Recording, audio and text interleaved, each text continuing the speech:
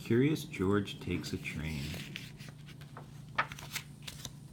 This is George. He was a good little monkey and always very curious. This morning, George and the man with the yellow hat were at the train station. They were taking a trip to the country with their friend Mrs. Needleman, but first they had to get tickets. Inside the station, everyone was in a hurry. People rushed to buy newspapers to read and treats to eat. Then they rushed to catch their trains. But one little boy with a brand new toy engine was not in a hurry, nor was the small crowd next to him. They were just standing in one spot looking up. George looked up too. A train master was moving numbers and letters on a big sign. Soon the train master was called away, but his job did not look finished. George was curious. Could he help?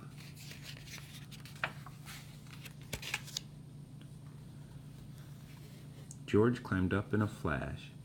Then, just like the train master, he picked a letter off the sign and put it in a different place. Next, he took the number 9 and put it near a 2. George moved more letters and more numbers. He was glad to be such a big help. "Hey," yelled a man from below, "I can't tell when my train leaves." "What track is my train on?" asked another man. "What's that monkey doing up there?" demanded a woman. She did not sound happy. The train master did not sound happy either. "Come down from there right now," he hollered at George. Poor George. It's too easy for a monkey to get into trouble. But lucky for George, it's also easy for a monkey to get out of trouble. Right then the conductor shouted, "All aboard!" A crowd of people rushed towards the train. George simply slid down a pole, scurried over a suitcase, and squeezed with the crowd through the gate. There he found the perfect hiding place for a monkey. The little boy with the toy engine also ran through the gate.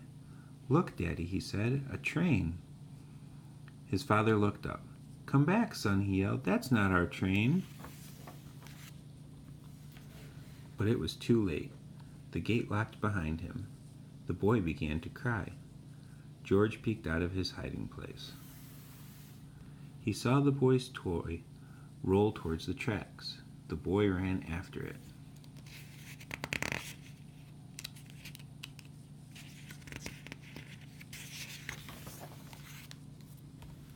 This time George knew he could help. He leaped out of his hiding place and ran fast.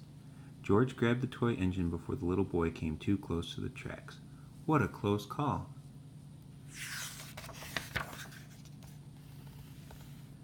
When the train master opened the gate, the boy's father ran to his son. The boy was not crying now. He was playing with his new friend. "So there you are," said the train master when he saw George. "You sure made a lot of trouble on the big board." "Please don't be upset with him," said the boy's father. "He saved my son." The people on the platform agreed. They had seen what had happened, and they clapped and cheered. George was a hero. Just then the man with the yellow hat arrived with Mrs. Needleman. "It's time to go, George," he said. "Here comes our train." "This is our train too," the father said. The little boy was excited. "Can George ride with us?" he asked. That sounded like a good idea to everyone, so the train master asked the conductor to find them a special seat. And he did, right up front. The end.